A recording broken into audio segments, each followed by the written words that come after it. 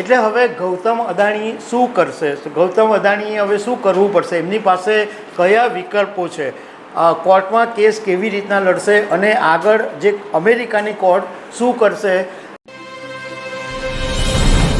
નમસ્કાર.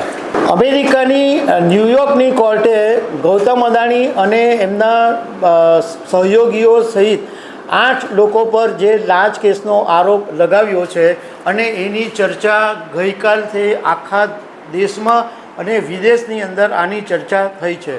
એટલે હવે એક સવાલ એ ઊભો થાય છે કે વોટ નેક્સ્ટ? એટલે હવે ગૌતમ અદાણી શું કરશે? ગૌતમ અદાણીએ હવે શું કરવું પડશે? એમની પાસે કયા વિકલ્પો છે? કોર્ટમાં કેસ કેવી રીતના લડશે અને આગળ જે અમેરિકાની કોર્ટ શું કરશે?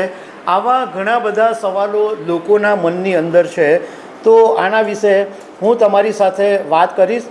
મારું નામ રાજેશ શાહ છે અને તમે જોઈ રહ્યા છો ગુજરાતના સૌથી મોટા ડિજિટલ ન્યૂઝ પ્લેટફોર્મ ખબર છે.com ને.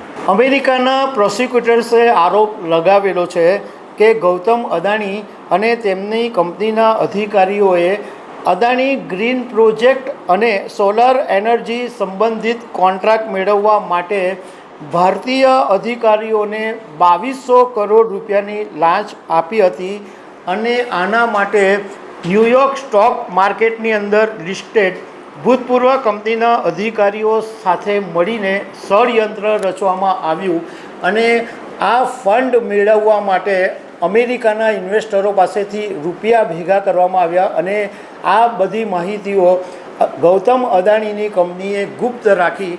એનો આ આખો કેસ ગઈકાલથી ચર્ચામાં છે.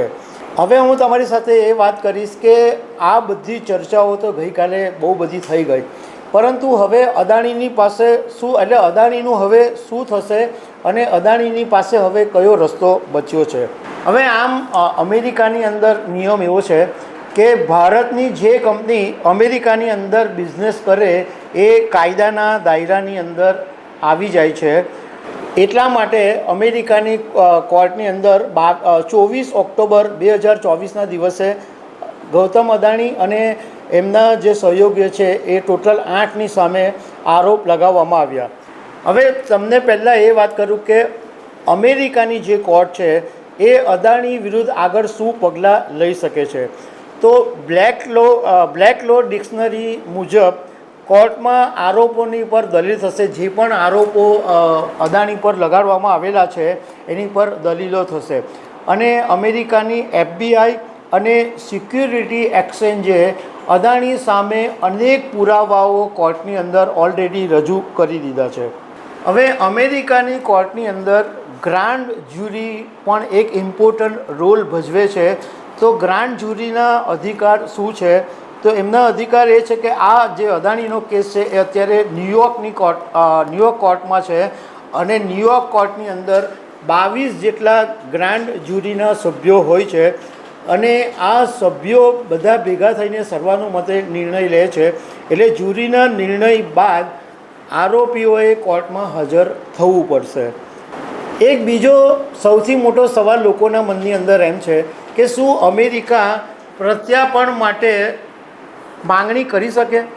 તો એની અંદર જાણકારોનું કહેવું એમ છે કે અત્યારે આ શક્યતા બિલકુલ દેખાતી નથી, કારણ કે હજુ અદાણીની સામે આરોપ લાગેલા છે. અદાણીને દોષી જાહેર કરવામાં આવ્યા નથી અને સપોઝ કોઈ સંજોગોની અંદર દોષી જાહેર થાય તો અમેરિકા પ્રત્યાર્પણની માંગ કરી શકે, પરંતુ એની જે પ્રક્રિયા છે એ એટલી લાંબી અને જટિલ છે કે વર્ષોના વર્ષો નીકળી જાય અને અત્યારેના જે સંજોગો છે એ જોતાં અમેરિકા પ્રત્યાર્પણની માંગણી કરી શકે એવું લાગતું નથી, એવું કાયદાના જાણકારોનું કહેવું છે. હવે અદાણી પાસે શું વિકલ્પ બચ્યા છે? તો અદાણી પાસે વિકલ્પ એ છે કે અમેરિકાની કોર્ટે જે આદેશ આપેલા છે એ આદેશને કોર્ટમાં અદાણી પડકારી શકે અને જામીન તેમજ ધરપકડ પર રોક કરવાની માંગણી ગૌતમ અદાણી કરી શકે છે. અને ગૌતમ અદાણીનું જે આખી વકીલોની ફોજ છે એ અત્યારે બધા આની ઉપર જ કામ કરી રહ્યા છે. હવે અમેરિકાના જે રાષ્ટ્રપતિ છે એ આની અંદર શું દખલગીરી કરી શકે એવો પણ એક સવાલ લોકોના મનની અંદર છે. તો અત્યારે તાજેતરની અંદર રાષ્ટ્રપતિ પદની ચૂંટણી થઈ અને ડોનાલ્ડ ટ્રમ્પ રાષ્ટ્રપતિ તરીકે જાહેર થયા, પરંતુ અત્યારે અમેરિકાની અંદર ડોનાલ્ડ ટ્રમ્પ રાષ્ટ્રપતિ નથી, કારણ કે ડોનાલ્ડ ટ્રમ્પ 20 જાન્યુઆરી 2025ના દિવસે શપથ લેશે, પછી રાષ્ટ્રપતિ બનશે. એટલે અત્યારે અમેરિકાની અંદર રાષ્ટ્રપતિ છે જો બાઇડન. હવે જો બાઇડન પાસે અત્યારે સત્તા છે કે આ કેસને તેઓ રદ કરી શકે, પરંતુ જો બાઇડન એવા વ્યક્તિ છે, એવા રાષ્ટ્રપતિ છે કે એમણે પોતાના સગા પુત્ર હન્ટર બાઇડનનો જે કેસ હતો એ પણ રદ નહોતો કર્યો. હવે કાયદાના જાણકારોનું કહેવું એ બી છે કે જો અને તોની વાત છે કે જો કદાચ એમની સામે લાંચનો કોઈ પુરવાર થાય અને જો દોષી સાબિત થાય તો ગૌતમ અદાણીને 5 વર્ષની જેલ થઈ શકે, અથવા ન્યાયમાં બાધા પહોંચાડવા અને ષડયંત્રના આરોપની અંદર 20 વર્ષની સજા પણ થઈ શકે. જોકે આ તો જો ને તોની વાત છે કાયદાને લગતી, એ તો આ હવે બહુ લાંબી લડાઈ ચાલવાની છે અને એ પછી શું થશે એ બધા રિપોર્ટો સામે આવતા રહેશે. તો દર્શક મિત્રો, આવી અનેક વાતો સાથે અમે તમને મળતા રહીશું. Thank you very much.